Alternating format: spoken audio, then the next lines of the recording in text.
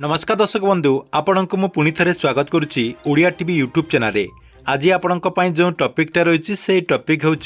December 31 तारीख भितर आपण मानक जहाँकि 7टी काम करने पड़ो ना आपण मैंने भिन्न भिन्न योजनार टंका पाइपर ना जमीक आपणकर भत्ता टंका सीएम किसान टंका आपणकर राशन कार्ड को नहीं गोटे अपडेट होती सुभद्रा टंका एमती आपणकर बहुत सारा योजना रही से योजनार टंका जहाँकि आपण मैंने पाइपर ना ता सहित से योजना गुड़िकर लाभ आपण मैंने जहाँकि पाइपर ना तेरे आपण मानक केउं सबू 7टी काम आपणकर डिसेंबर 31 तारीख भितर करने पड़ो ना आपण मैंने जनवरी मसरू से योजनारू बाद पड़े से नहीं आपण को मुझे वीडियो माध्यम पूरा इनफॉरमेशन टी जनईदेवी जहाद्वारा आपण मैंने जाणिकी सही कामटी आपणकर डिसेंबर 31 तारीख भितर करने ना आपणकर योजनाटी बंद हो तेबे केमिति करिवे कौन प्रोसेस रही सबू जहाँकि आप मैंने स्टेप बाय स्टेप जानीपारे से भिडटी को बिना स्किप करके शेष पर्यंत देखूँ ता पूर्व वीडियो को गोटे लाइक कर दिंतु जो मैंने चैनल टी सब्सक्राइब करना चैनल टी सब्सक्राइब कर दिंतु देखंतु डिसेंबर 31 तारीख भितर आपण को मुख्यतः 7टी काम निहाती करने पड़ो समस्त को जहाँकि आपणकर यही 7टी काम करने पड़ो मेनली ओडिशार जो लोक रही से जहाँकि यही 7टी काम निहाती करने पड़ो तेज देखु प्रथम आपणकर कौन रही प्रथम रही आपणकर भत्ता टंका को नहीं देखंतु जो माने आपणकर भत्ता पाउचंती सरकार तरफ जो 3500 टंका भत्ता दि जाउची से भत्ता हिताधिकारी मानक पई गुटे आपणकर अपडेट होईची जे सरकार तरफ ए नहीं गोटे आपणकर नोटिफिकेशन दि जाइए जे से कहा जाइए जे जो माने भी 3500 भत्ता पाउचंती देखंतु आपण माने समस्ते जानिचंती जे जो मानकर बयस 80 वर्ष हो जाइए ता सहित जो माने भिन्नक्षम 80% रु अधिक रखिचंती सेमानक जाके सरकार तरफ 3500 टंका भत्ता दि जाउची तेबे जो माने 3500 भत्ता पाउचंती सेमानक जाके आपणकर पंचायतस्तरीय जो माने भत्ता दउचंती तांकु जाके फोटो करने सरकार तरफ निर्देश दि जाइए डिसेंबर 31 तारीख भितर समस्त फोटो करा से अधिकारी मोबाइल आपणकर गोटे एप्लिकेशन रही से एप्लिकेशन माध्यम आपणकर फोटोटी नेबार निहाती जरूरी रही देखंतु ए नहीं आपणकर अपडेट रही ये आपण को तारी नोटिफिकेशन देखंतु देखे दूची से जो मैंने एपर्यंत फोटो है ना ताहले आप डिसेंबर 31 तारीख भितर फोटो हो जातु ना आपण को जनवरी मसरे 3500 टंका जो भत्ता दि जाऊँगी आउ 3500 टंका भत्ता दिज्व ना एक नंबर गला तापर आपणकर देखंतु 2 नंबर रे आउ आपण को कौन करने पड़ो 2 नंबर रही आपणकर सीएम किसान योजना देखंतु सीएम किसान योजना अधीन जो मैंने टंका पाउचंती ता सहित जो मैंने आग को टंका पाइबा पाई चाहती ता सहित जो मैंने नुआ आवेदन करचंती सेमानको मध्य सरकार तरफ 2टा काम जहाँकि शीघ्र करने निर्देश रही जहाँकि कृषि विभाग तरफ ए नहीं नोटिफिकेशन जारी करा जायछि जहाँकि आपण माने एटी स्क्रीन माध्यम देखिपारे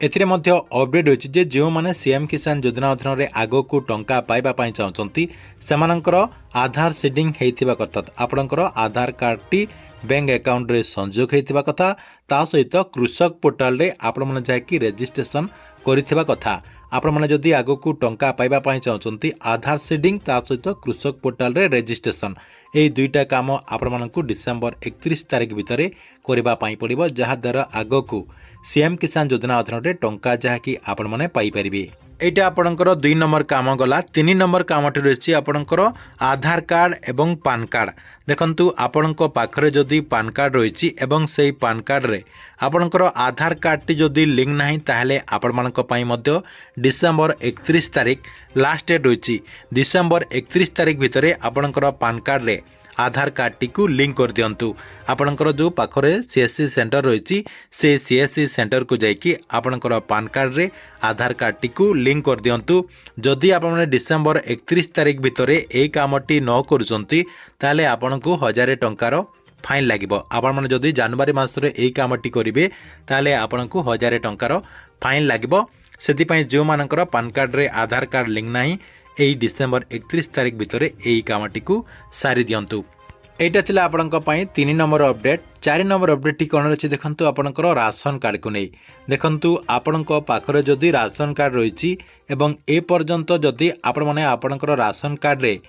ଇ କେୱାଇସି କରିନାହାନ୍ତି ତାହେଲେ ଆପଣଙ୍କୁ ଡିସେମ୍ବର 31 ତାରିଖ ଭିତରେ ଇ କେୱାଇସି କରିବା ପାଇଁ ପଡ଼ିବ, ଯାହାକି ସରକାରଙ୍କ ତରଫରୁ ଇ କେୱାଇସି ପ୍ରକ୍ରିୟାଟି ଆପଣଙ୍କର ଡିସେମ୍ବର 31 ତାରିଖ ପର୍ଯ୍ୟନ୍ତ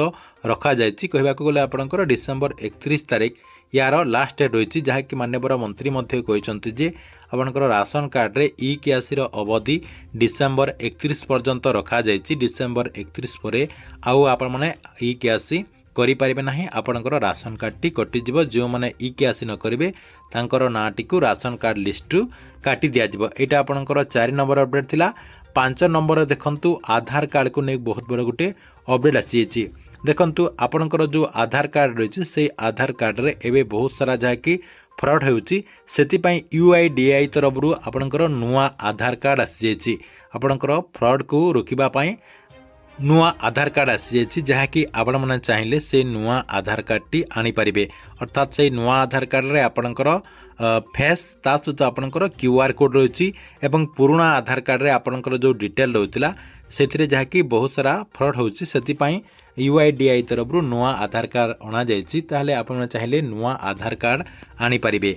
6 ନମ୍ବରରେ ଦେଖନ୍ତୁ ଆପଣଙ୍କର କ'ଣ ରହିଛି। 6 ନମ୍ବର ଅପଡ଼େଟ୍ ହୋଇଛି ପ୍ରଧାନମନ୍ତ୍ରୀ ଆବାସ ଯୋଜନାକୁ ନେଇ। ଦେଖନ୍ତୁ ପ୍ରଧାନମନ୍ତ୍ରୀ ଆବାସ ଯୋଜନା ଅଧୀନରେ ଯେଉଁମାନେ ପୂର୍ବରୁ ଘର ପାଇଛନ୍ତି, ଅର୍ଥାତ୍ ସରକାରଙ୍କ ତରଫରୁ ଯେଉଁମାନଙ୍କୁ ପୂର୍ବରୁ ଘର ଦିଆଯାଇଛି ଏବଂ ସେମାନେ ଏପର୍ଯ୍ୟନ୍ତ ଯଦି ଘର କାମଟିକୁ କମ୍ପ୍ଲିଟ୍ କରିନାହାନ୍ତି, ସେମାନଙ୍କ ପାଇଁ ସରକାରଙ୍କ ତରଫରୁ ଲାଷ୍ଟ ସମୟ ରହିଛି, ଅର୍ଥାତ୍ ଆପଣଙ୍କର ଲାଷ୍ଟ ଡେଟ୍ ରହିଛି ଡିସେମ୍ବର 31 ତାରିଖ। ସେଇମାନଙ୍କ ପାଇଁ ମଧ୍ୟ ସରକାରଙ୍କ ତରଫରୁ ଡିସେମ୍ବର 31 ତାରିଖକୁ ଲାଷ୍ଟ ଡେଟ୍ କରାଯାଇଛି। ଆପଣମାନଙ୍କୁ ଘର କାମ ଡିସେମ୍ବର 31 ତାରିଖ ଭିତରେ କମ୍ପ୍ଲିଟ୍ କରିବା ପାଇଁ ପଡ଼ିବ, ନହେଲେ ଆପଣଙ୍କୁ ଆଉ ଆପଣଙ୍କର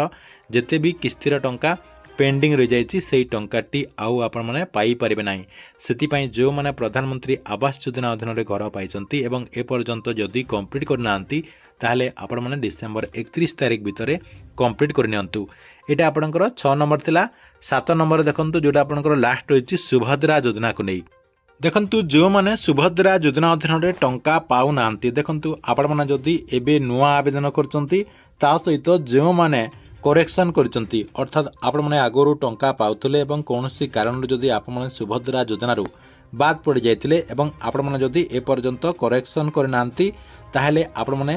ଡିସେମ୍ବର 31 ତାରିଖ ଭିତରେ କରେକ୍ସନ୍ କରିଦିଅନ୍ତୁ। କାହିଁକିନା ସରକାରଙ୍କ ତରଫରୁ ନୂଆ ବର୍ଷରେ ସୁଭଦ୍ରା ଯୋଜନା ଅଧୀନରେ ଟଙ୍କା ଦିଆଯିବ ବୋଲି ମାନ୍ୟବର ମନ୍ତ୍ରୀ ଯାହାକି ସୂଚନା ଦେଇଛନ୍ତି। ତା ସହିତ ଯେଉଁମାନେ ଆପଣଙ୍କର ନୂଆ ଆବେଦନ କରିଛନ୍ତି ତା ସହିତ ଯେଉଁମାନେ କରେକ୍ସନ୍ କରିବା ପାଇଁ ଆବେଦନ କରିଛନ୍ତି ସମସ୍ତଙ୍କର ଏବେ ଯାହାକି ଭେରିଫିକେସନ୍ କରାଯାଉଛି ବୋଲି ମାନ୍ୟବର ଉପମୁଖ୍ୟମନ୍ତ୍ରୀ ପ୍ରଭାତୀ ପରିଡ଼ା ଯାହାକି ପୂର୍ବରୁ ମଧ୍ୟ ଘୋଷଣା କରିସାରିଛନ୍ତି। ସେଥିପାଇଁ ଯେଉଁମାନେ ଏହି କାମଟିକୁ କରିନାହାନ୍ତି, ଆପଣଙ୍କର କରେକ୍ସନ୍ କରିବା ପାଇଁ ଯେଉଁମାନେ